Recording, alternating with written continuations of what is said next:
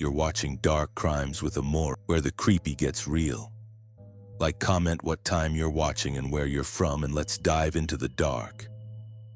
Every year, our town throws this massive 4th of July celebration.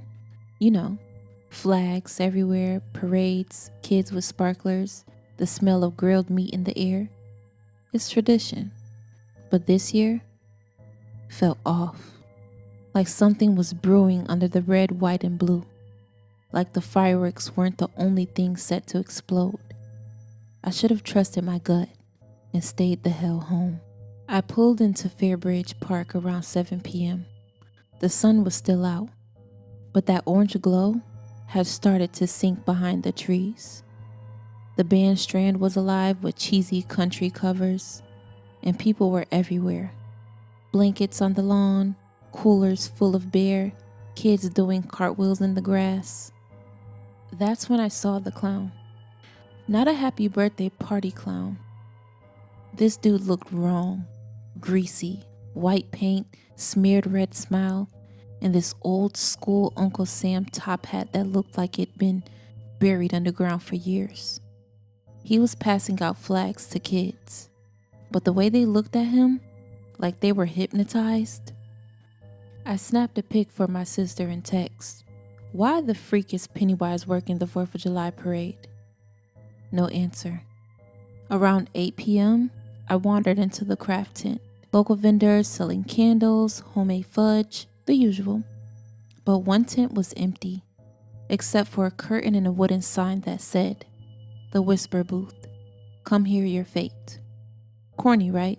But this lady outside, this old woman with bright blue eyes and a mouth that didn't move when she talked, just whispered, "Only on the 4th. Only when the veil turns red." I should have walked away, but I didn't. Inside the booth, it was pitch black. Then a voice, I swear it was my sister's, whispered, "They're going to wear your skin like the flag." I stumbled out, heart pounding. That's when the bandstand lights flickered. At 9 p.m. sharp, the lights cut off. Total blackout. Then this weird low hum filled the park like an old radio tuning between stations. Some folks laughed, thinking it was part of the show. Then the fireworks started. But these weren't normal fireworks. The first one that went off didn't explode in the sky. It screamed, a long, drawn-out human scream, followed by a splatter of something wet and hot landing on my face. People screamed. I wiped my cheek, and it was blood. I looked up, hanging from a rig above the bandstand. Bodies.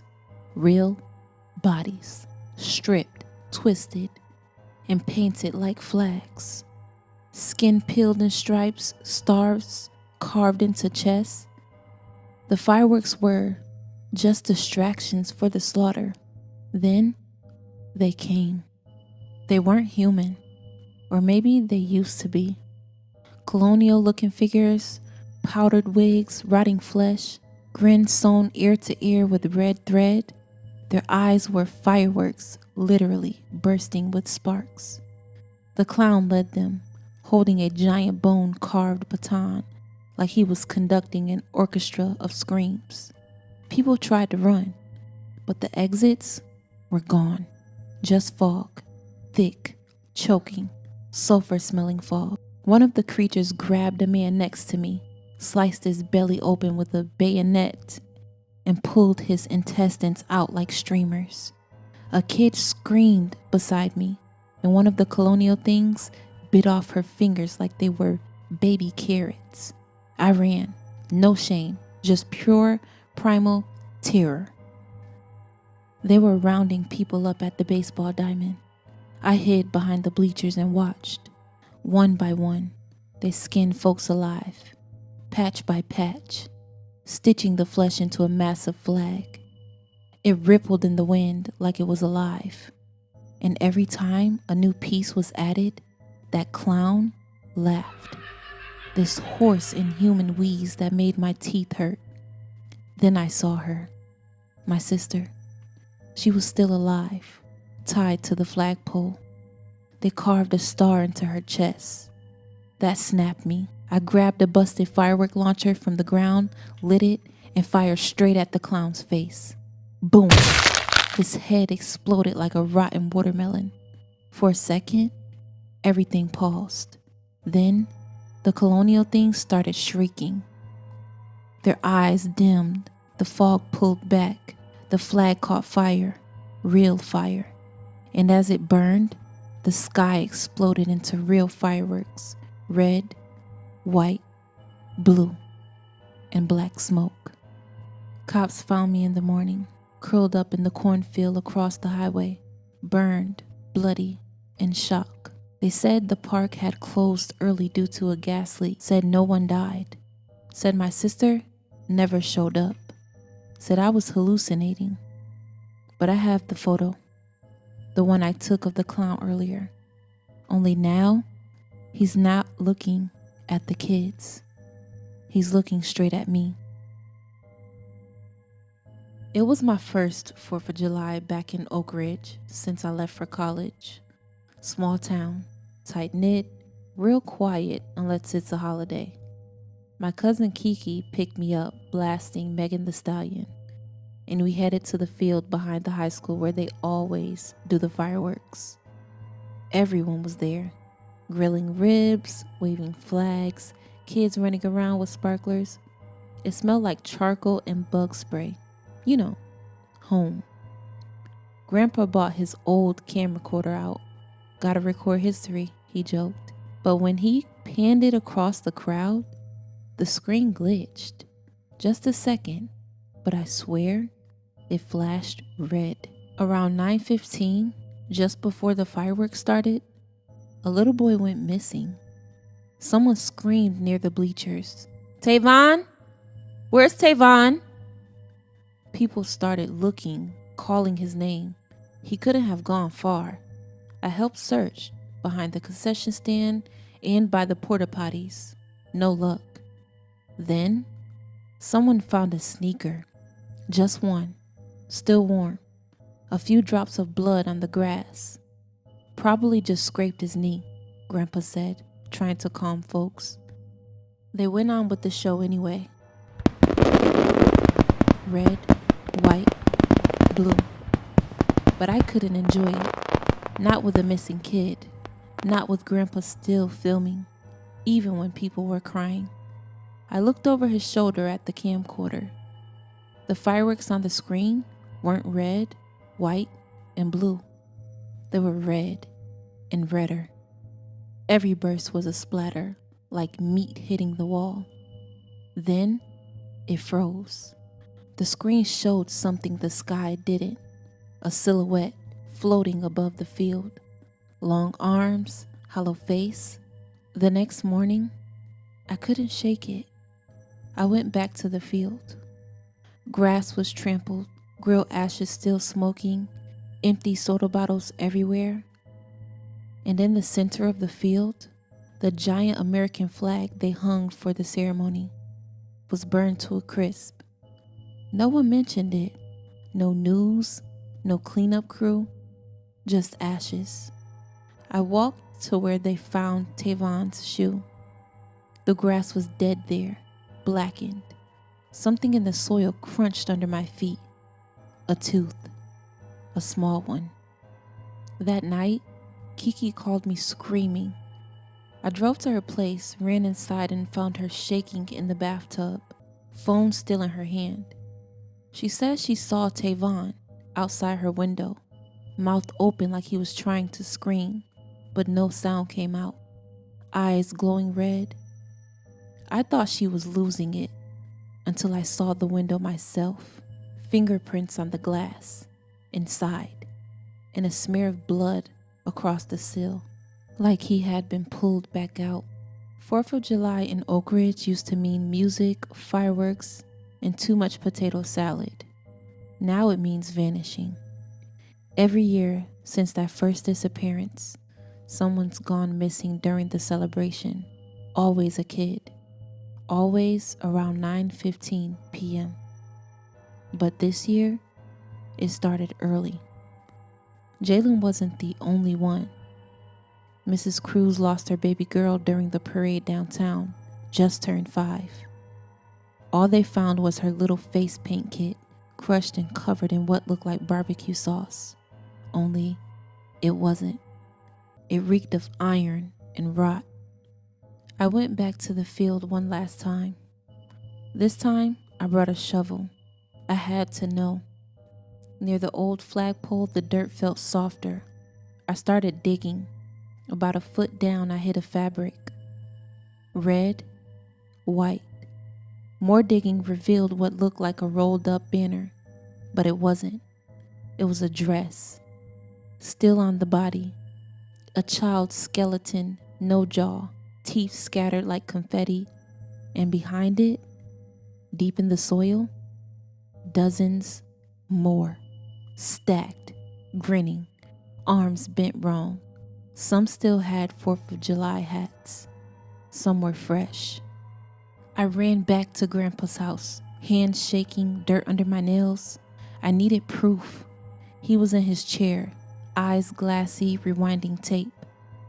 "You don't have to see it," he muttered. "But you will." He clicked play. The footage started normal. Burgers, balloons, flags. Then, a flash of static. Then, red. Not red like a firework. Red like an exploded organ. And in the crowd, the camera caught faces no one remembered. Kids with missing jaws, women in colonial dresses, marching silent, parading right past us. 9:15 p.m. hit. I swear, the house tilted. Lights blinked out. I turned to Grandpa. His eyes were rolled back, mouth open. From it came a voice that wasn't his. "You took. You celebrated. Now, you pay." He stood up without bending his knees, walked to the window and pointed. Jalen was outside again, standing stiff, arms dangling behind him. Those same red fireworks were back, but this time, they weren't in the sky. They were on the ground, bursting from the soil one by one, like something was climbing out. I don't know how long I've been writing this. I locked the doors. I shoved Grandpa's camcorder under the bed, but I still hear the pop, pop, pop outside. It's not fireworks. It's bones snapping. Every time I blink, I see someone else out there, standing in the grass, silent, grinning, hollow, waving flags with no hands, wearing faces I recognize. My friends, my family, even me. Somewhere out there, I'm already in the parade. I never liked the 4th of July. Too many loud noises, too many drunk people playing with explosives, and this year, too many memories. I was trying to drown in red, white, and regret. We were in my cousin Dante's backyard in suburban Ohio. Flat land, cheap beer, and folding chairs. He invited half the block over for this blowout bash. I just came for the food and to keep an eye on my little brother Jaden. I wish I'd never showed up at all. Jaden was waving a sparkler in the air like a wizard, making shapes in the dusky sky.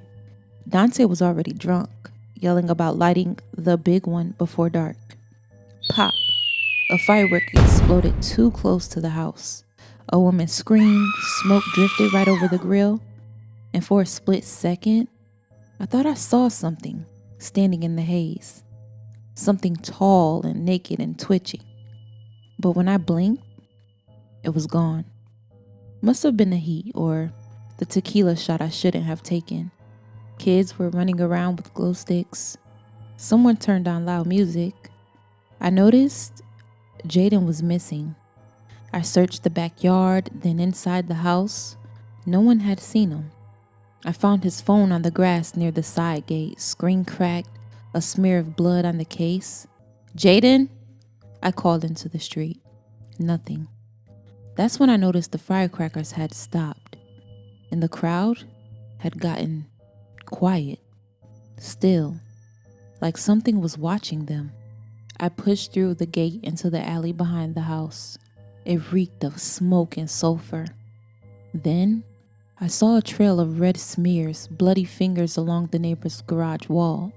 Jaden? I followed the trail to an old shed behind the fence.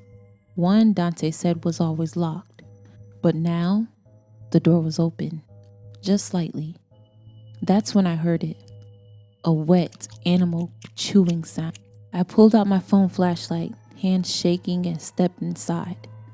A body hanging upside down, gutted like a deer, skin peeled back, blood soaking the dirt floor. Not Jaden, but someone, their intestines still twitching. I stumbled back, and then I saw it crouched in the corner. A man, or what used to be one, skin blistered, no eyelids, eyes wide and raw like peeled grapes, nails long as knives, covered in blood. He looked right at me and hissed. I screamed and ran. I didn't make it far. He tackled me near the gate, his breath hot and foul against my neck.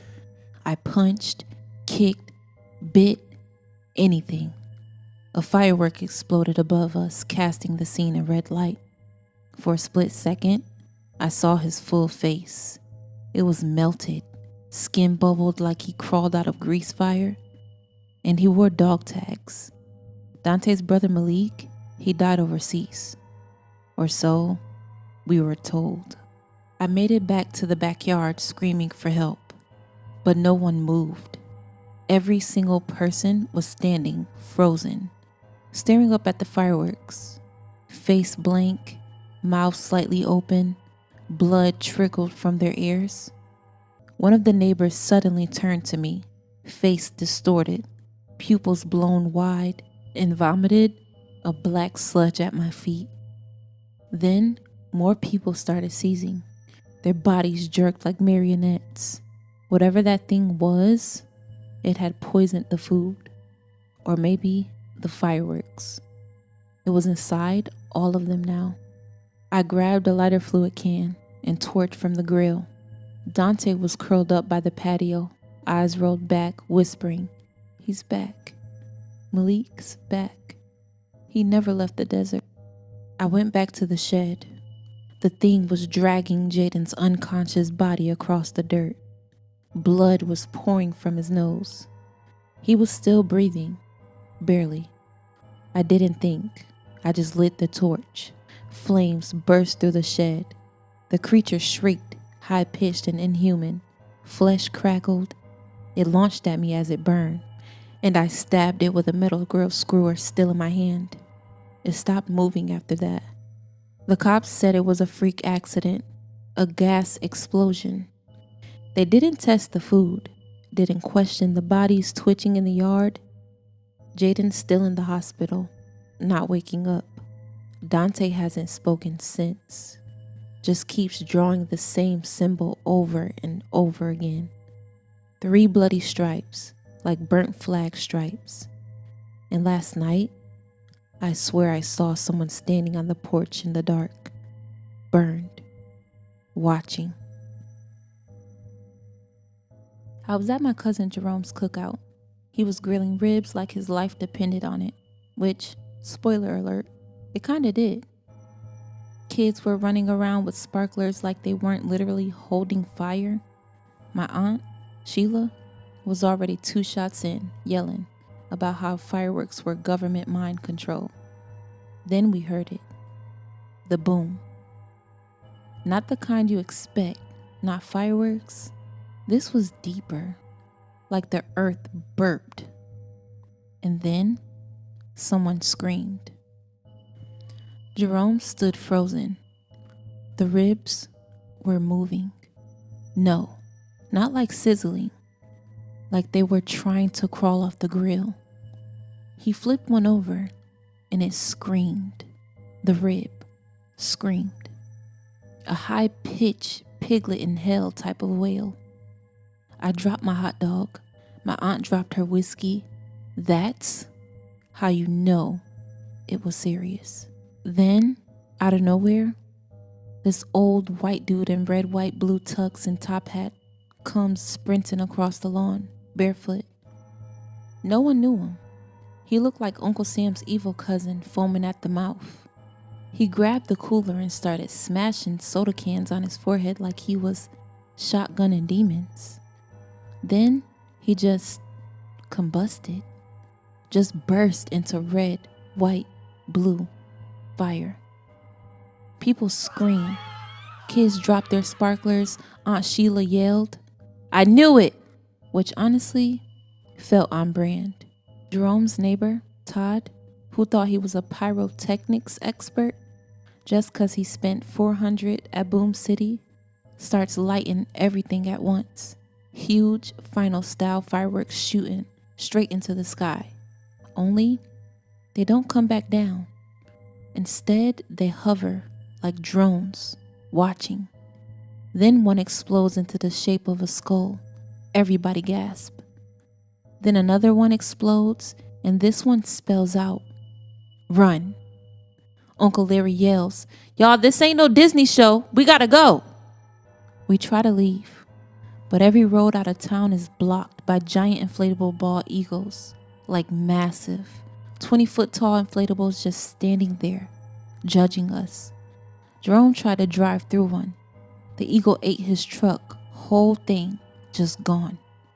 And from the center of the town, we hear this same boom again. Only this time, it came with music. That creepy off-key version of the national anthem they only play at creepy carnivals. Night falls. Everybody's huddled in the middle of the school gym, trying to figure out what the hell's going on.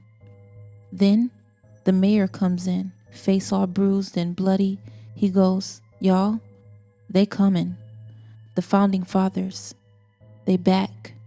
We laughed until we saw them. 4 ghostly men in powdered wigs floating down Main Street, Washington, Franklin, Jefferson, and Hamilton. Wielding flaming quails, shooting lighting out of their parchment scrolls. They look mad. Washington throws a scroll and it slaps a dude across the face so hard his nose spins. Jefferson yells, "No taxation without obliteration." People were getting zapped left and right. We tried to hide under the bleachers, but Franklin floats in and goes, "I invented electricity, baby." Then hits us with a lighting blast that smells like burnt corn dogs. Aunt Sheila stands up, still drunk, holding a bottle of Jack Daniel and a lighter. "I've been waiting for this," she slurs, launches a Molotov cocktail straight at George Washington. It actually works.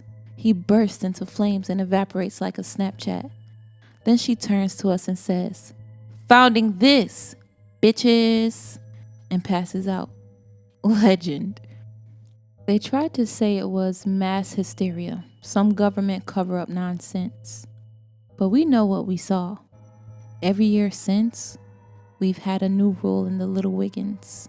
No ribs, no fireworks, and for the love of God, no powdered wigs. We just eat cold sandwiches and watch TV. Safe, normal, patriotic in a non-lethal way. Because let me tell you, 1776 almost came back to finish the damn job.